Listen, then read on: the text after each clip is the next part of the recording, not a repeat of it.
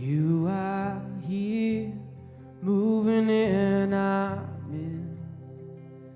Worship you, I worship you. You are here, working in this place. I worship you, I worship you. You are here, moving in this midst. I worship you, I worship you. You are here, working in this place. I worship you, I worship you. Waymaker, miracle worker, promise keeper, light in the darkness, my God, that is who you are. Waymaker, miracle worker, promise keeper, light in the darkness, my God, that is who you are. You are here, touching every heart. I worship you, I worship you. You are here, healing every heart. I worship you, I worship you. You are here, turning lives around. I worship you, I worship you. You are here, mending every heart. I worship you, I worship you. You are waymaker, miracle worker, promise keeper, light in the darkness, my God, that is who you are. Waymaker, miracle worker, promise keeper, light in the darkness, my God, that is who you are. You are waymaker, miracle worker, promise keeper, light in the darkness, my God, that is who you are. Waymaker, miracle worker, promise keeper, light in the darkness, my God, that is who you are. That is who you are. That is who you are. That is who you are. That is who you are.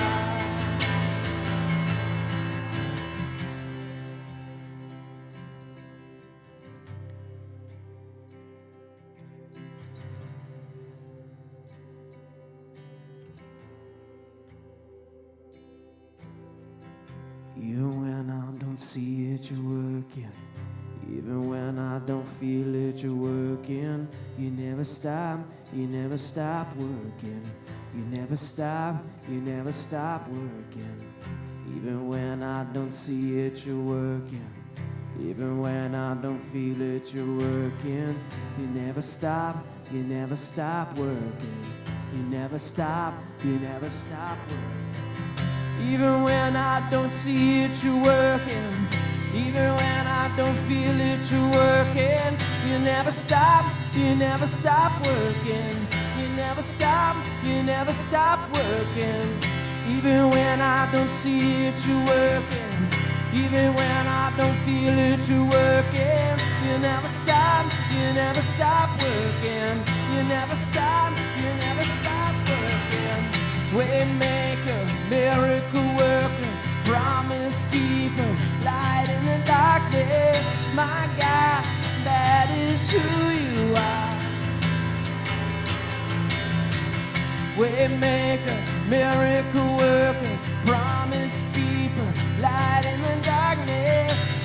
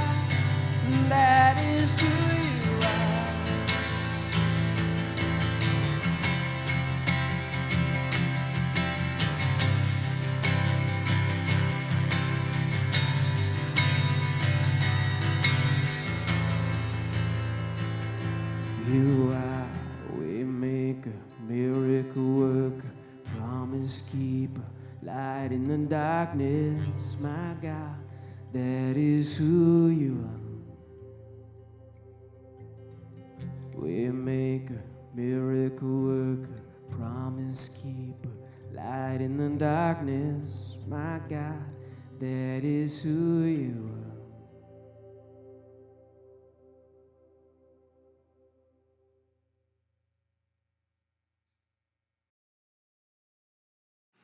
So, hey everybody, thanks for joining me. I hope your Sunday morning is off to a great start. Obviously, we're having to do things a little bit differently around the church, and so this is part of the process.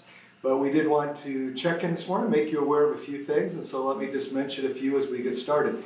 We've got 3 priorities that we've mentioned that we're trying to follow up on. First of all, we want to make sure that we are helping you as far as spiritual health goes, and so we've been working on different things we could do with that. This is part of that process. On Wednesdays, Mark and Chris are getting out videos to you that your kids can use. We are also making Right Now media available to you, but we want to make sure that this is a time that we can actually be growing. We're also trying to make sure that we are communicating and connecting. And hopefully already you've received a phone call from your care team leader, and we're just checking in to make sure that you are okay physically and financially. Also want to make sure if you have spiritual needs, we know about those. We want to be praying for you, and we want to do anything we can to help you. So if you've got something that's going on that we could help you with, please don't hesitate to call your care group leader. You can email the church. Just get a hold of us. We'd love to hear from you. We're also trying to work with email, and that is our primary tool for communicating. Trying to get one out pretty much every day. It won't be every day, but just to let you know what's going on, offer some fun and inspiration along the way with that, called Waking Up in Waterford. By the way, to Aaliyah Miles and Martha Wright, we're going to be getting out a gift card to you for winning the Noah's Ark contest from Saturday morning. But email's the main thing, but we'll also be using Facebook, and that's a little bit more informal, but doing our best to keep you in the loop. We're also going to be trying to use Zoom, which is a thing that we can do for our small groups. And if you've never used it before and it sounds scary, you don't need to be scared. Super simple to use. Your leader will have the handle on how that works, and you just need to accept an invitation and you'll be good to go. But that's another one of our communication tools. So, also, we're trying to work on let me just mention one thing here specifically that you might want to be a part of, and that is the UCU Global 5K, and that's taking place on April 4th. And this is an opportunity for us to get together when we can't get together. So UCU is Uganda Christian University, in their honors program. We are trying to raise some money for them with this 5K, so a great cause. It's $30 to enter. You can run anytime on that day from anywhere. I'll be running in Clarkston. I know my daughter is planning to run from Wheaton, but you don't even have to run. You can walk, you can bike, you can hike, you can get in your car and drive a 5K if you want. It's just an opportunity for us to support a good cause. One other thing I wanted to mention this morning was just giving. Some people have asked about that. 3 ways, primarily, you can continue to give, and we still continue to have needs, so that's appreciated. First of all, you can just mail in your check.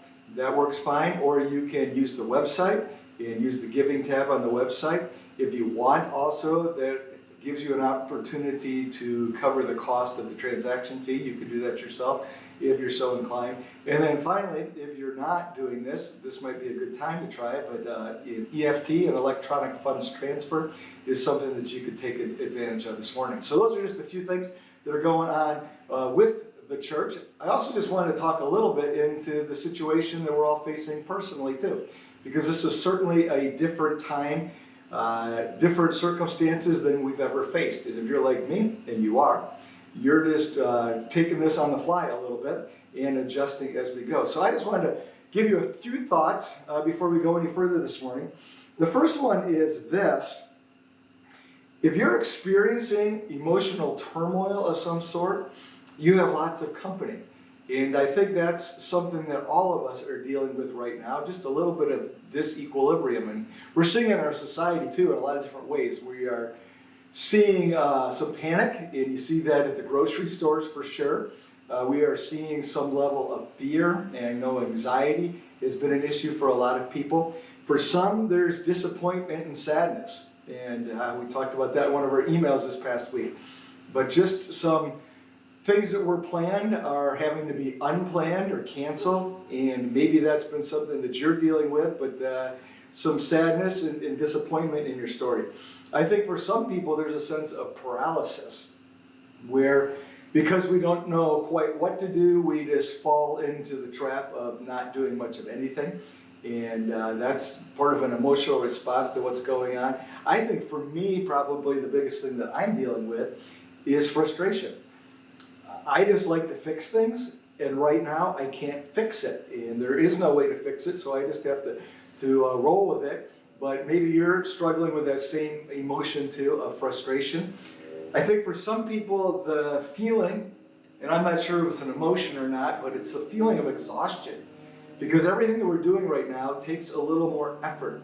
Because we're out of our comfort zones and we're in the passing lane, and it's just a little bit difficult compared to what we're used to dealing with. And so if you're struggling with any of these things emotionally, I would say first of all, it's okay. We all are. And that's partly how God made us too. He created us with emotions so that we would have shock absorbers when things in life don't go exactly right. But I would encourage all of us at this time to lean into this, though, by being intentionally healthy emotionally. And that means addressing your feelings, maybe by addressing your thoughts, saying, hey, why am I feeling this way? What am I thinking? And make sure that you're still thinking the truth at this time. I think a way to stay healthy is to be relationally connected. I know that's hard with friends, but maybe with families or mates or kids, and maybe by taking advantage of just your phone or FaceTime. Staying connected to people is super important. And then spiritually, it's super important too that you take advantage of this moment. And for a lot of us, we have some extra time that maybe we didn't have before. The drive time, the commute has certainly been shortened for many of you, but I would just encourage you to really lead in spiritually. Just on Friday, I had a Zoom call with Laura Kaiser, who's our missionary with InterVarsity to some of the colleges here in Southeast Michigan. And we were talking about some different things, but she mentioned this idea that we are dealing with culture shock right now. We have actually left where we're used to living, and we are stepping into a new world that's different. And we're having to learn new languages, as it were, and we're having to learn new customs and new cultures. And anytime that we do that, it's going to feel a little bit strange. And so sometimes, I know Kelly and I often recognize this when kids come to the States as part of the international program where she works, that they struggle with things, food, language, just different housing situations. But we're in that same situation ourselves. And so that may give us a little bit more of a feel and a heart for what these people are going through, but it's also a good thing for us because it's going to challenge us to grow. And so that's what I'd really like to challenge us with this morning here as we get started. It's just the idea that this is an opportunity. Sure, there's frustration, sure, there's disappointment, sure, there may be anxiety, all these different things, but there's definitely opportunity at this time. And so that's a challenge to you personally. I think that's a challenge to us as a church.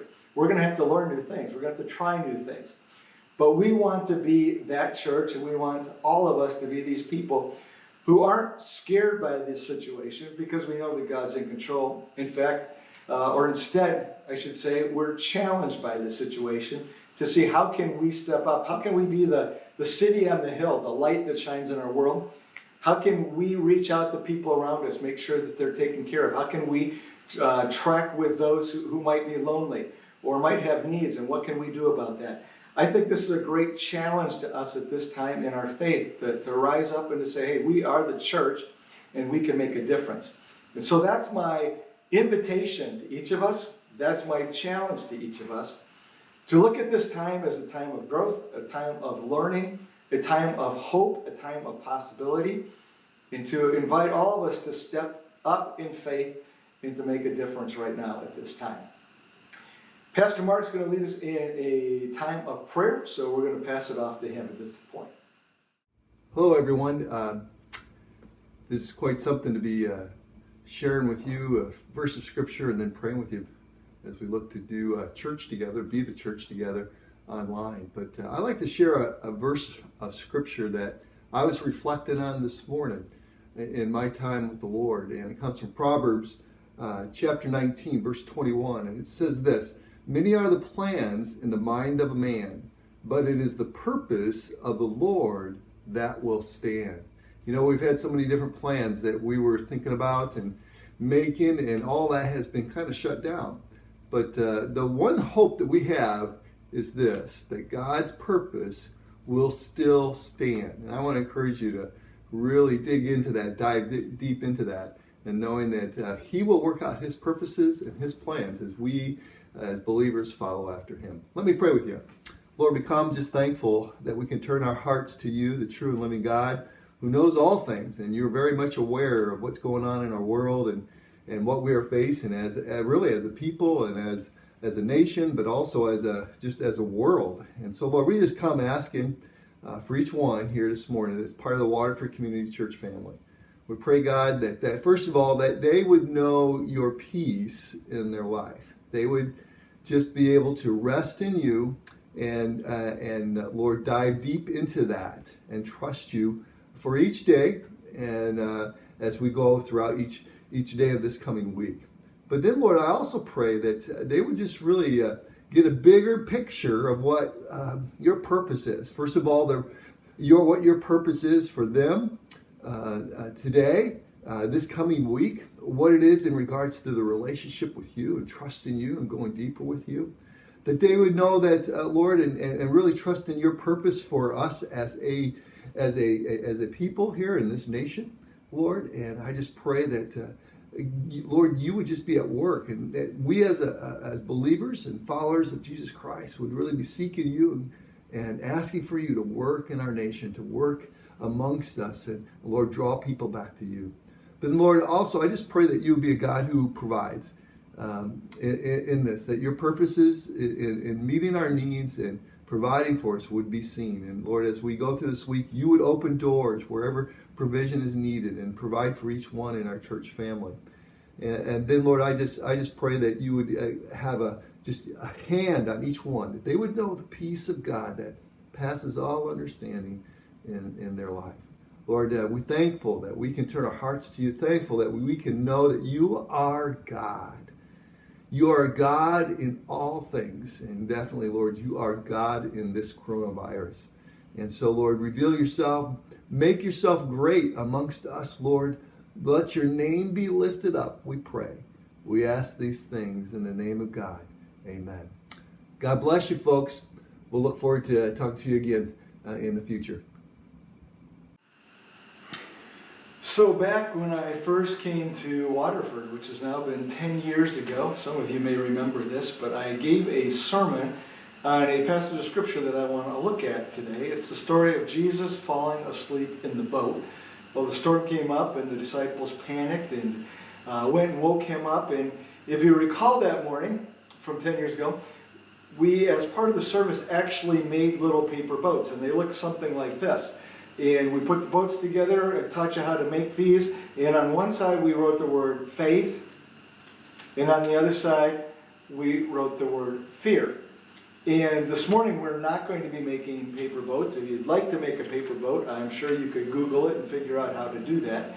But I do want to talk about this idea of faith and fear, because that's something that's really prevalent right now in our stories. We get to choose one or the other. There's a lot of reason to have fear. We have uncertainty, we have panic, we have all kinds of things going on with this coronavirus. We're not sure how the economy is going to fall out. Some of you are affected by jobs. There's just all kinds of different things that are going on right now that are likely to bring fear into our stories. And we can go in that direction, or we can actually go in the faith direction too. And the faith direction doesn't just ignore the fears, but it chooses to think in a different way. And so what I want to do this morning is just dive back into the story, read it again.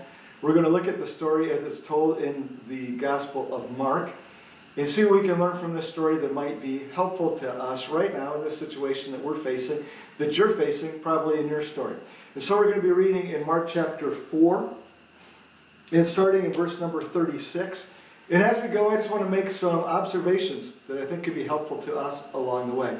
So verse number 36 says this, "And leaving the crowd, they took him," that's the disciples took Jesus, "they took him with them in the boat, just as he was, and other boats were with him. And a great windstorm arose, and the waves were breaking into the boat, so that the boat was already filling." And I think the first thing that we see from this story is this. While we often want God to protect us from the storms, his plan is usually to let us go through them, but to go through them with us. And in this passage we're told, and Matthew maybe makes this a little bit more clear in his gospel, but Jesus, it was his direction really that led to the disciples getting into the boat. And so sometimes we have situations that come up in our lives and we are at fault. It's our fault that we're in them and we have to ride them out. But there's sometimes where it really is no fault of our own. We just end up in a storm. And this would be one of these situations right now, even with this health crisis. But it may be something else in your life where you're in the storm right now and you wish you could be delivered from the storm. But that's not really God's plan, and it's not typically God's plan. His plan is to go through the storm with us.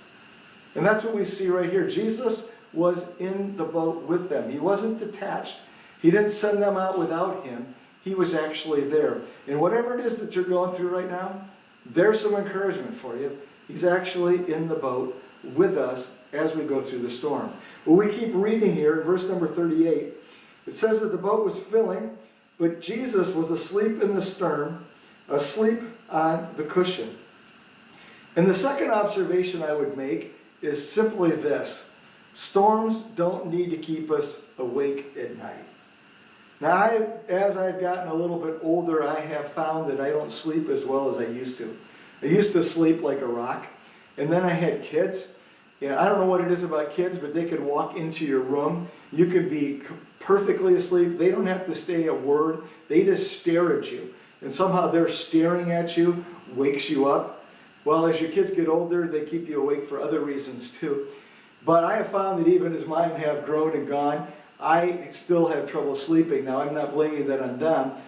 I'm blaming that on probably the fact that I'm getting a little bit older. But it's always disconcerting when you can't sleep. But right now, maybe some of us are not sleeping as well as we usually do just because of the stress of the situation. Maybe it's something that's going on at work. Maybe it's how your family has had to be rearranged at this time. Maybe it's a financial thing. Maybe it's just the idea of knowing that we could get sick and what could happen, how long this will last. We don't need to lose sleep. There's this huge storm that's going on. And what is Jesus doing? He's sleeping. And why is he sleeping? He's sleeping because he knows that God has got it. And in your situation too, God's got it. And while it may feel like it's out of control to you, while it may be frightening and scary and terrifying, God's got it. And so we can actually get some sleep. So Jesus wasn't worried, but the disciples were. In fact, they were panicked. So what did they do? They woke him up. It says this as we keep reading in verse number 38. And they woke him and they said to him, "Teacher, do you not care that we are perishing? Do you not care that we are perishing?" And I just like to make this observation. Just because we forecast something doesn't mean that it's going to happen. They forecasted the fact that they were all going to drown. That's what Matthew tells us. They thought they were going to drown, but that wasn't going to happen. Jesus was in the boat with them. He wasn't going down, and they weren't going down either. But we have a tendency when we get in situations like this to start forecasting into the future. And we assume because this happened today, something else like it is going to happen tomorrow. And the truth of the matter is, we can't really forecast the future, and so we don't need to go there. And we end up borrowing from tomorrow when we can just let tomorrow be. And so just because we forecasted, just because the disciples were convinced they were going to drown, that didn't mean it was going to happen. So what did happen? Well, Jesus awoke, verse number 39. He rebuked the wind and he said to the sea, "Peace, be still." And the wind ceased, and there was great calm. And that brings us to the next observation. Jesus has never faced a situation that he can't handle. He's never faced a storm that he couldn't still. He never faced an illness that he couldn't heal. He didn't face a death that he couldn't handle. Check with Lazarus. Check with his own resurrection. And he's never faced a virus that he couldn't cure.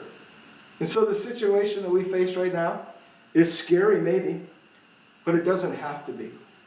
Because we know that Jesus can handle those situations. And so then we get to verse number 40 as Mark concludes the story. And he says this, Jesus said to them, "Why are you so afraid? Have you still no faith?" And they were filled with great fear, and they said one to another, "Who is this, that even the wind and the sea obey him?" And the last observation I want to make is simply this. The storms are the perfect environment for growing faith. Just because you're in a storm, it doesn't mean that God's mad at you. It doesn't mean that God's judging you. It doesn't mean that God's disciplining you. It may not mean any of those things. It may just be something that God's allowing into your life because he knows that it will provide an opportunity for you to grow in faith. And that was the case for the disciples as they were out in that boat. They were going to learn about who Jesus was. And they were going to see him in a little bit different light because when he stood up and said, "Peace, be still," what was their reaction? Their reaction is like, what kind of man is this? That he can talk to the winds and he can talk to the waves in the storm that's crazy, and it all at once immediately just stops. And so when we go through these situations in life, the idea is not to get frazzled by them, panicked by them, but to lean into them and say, all right, God's allowed this to happen. And God's allowed this to happen, I believe, for our good. So how do we learn from it, and how do we grow in this situation? I wish that our faith grew with ease and luxury and comfort. But the truth of the matter is, most of the times when life is going good, we have a tendency to let off the accelerator and to coast a little bit. And that's definitely true spiritually. We're also, most of us are aware of the fact that when things get a little bit hard, that's when we start to pray a little bit more. That's where we start to tune in a little bit spiritually. And this is the case. Jesus is saying, hey, here's an opportunity, guys, to show faith or to show fear. It's your choice. And so at the end of the day, the disciples had this incredible story. They also had a new revelation and a new understanding of who Jesus was. And maybe at the end of the day, when we're done with the coronavirus, we're going to have a story of this incredible thing that Jesus did. Or maybe we're going to have a story of this incredible way that he worked in our lives, and maybe how he changed us or changed a situation or a relationship. I hope so. But here's what we can walk away from this story with this morning. 3 things. In this story, we see, first of all, Jesus' presence. He was in the boat with them. Whatever you're going through right now, how hard it may be, and frustrating and exasperating and defeating and scary and panicking, whatever word you want to pick, here's the truth. You can claim his presence. He tells us that he'll never leave us nor forsake us. He tells us so many times to fear not. Why? Because he is with us. And so this morning, let's be reminded of, first of all, his presence. Secondly, let's be reminded of his power. There's nothing that he can't handle. And even a crazy storm that was scaring the daylights out of some fishermen who had been out in some crazy waters before, Jesus' power was still more than enough. For whatever you're facing today, Jesus' power is still more than enough. And then thirdly, I want to remind you that we can all experience Jesus' peace. His presence, His power, but ultimately His peace. And where the storm can be raging around outside us, and yet we can be calm enough to maybe even fall asleep in the boat. There was a contemporary Christian singer back a while ago by the name of Scott Crepane. And he had a song, and I don't even remember what the song was called, but there was a phrase in that song that I just loved. He said this: sometimes He calms the storm, and sometimes He calms His child. And right now, we're in a storm, worldwide, globally, where none of us knows exactly what's going to happen. But maybe that's not even the storm that has you most upset this morning. Maybe it's just something that's going on in your personal world, in your mind, in your heart, in your emotions, in your relationships, in your job situation. I don't know. But we have a God who promises to be with us, who demonstrates His power, and who says, peace be still. Sometimes to the storm, and sometimes to our heart. Would you pray with me? God, at this time there is a lot of uncertainty. We don't deny that. And we're tempted to shrink back in fear when faith is really the better option. And so I pray this morning for all of us that we'll take advantage of this moment to see it as a growing time where we'll lean into our relationship with you, to our relationship with others. I pray that you would just use this time to grow our faith even.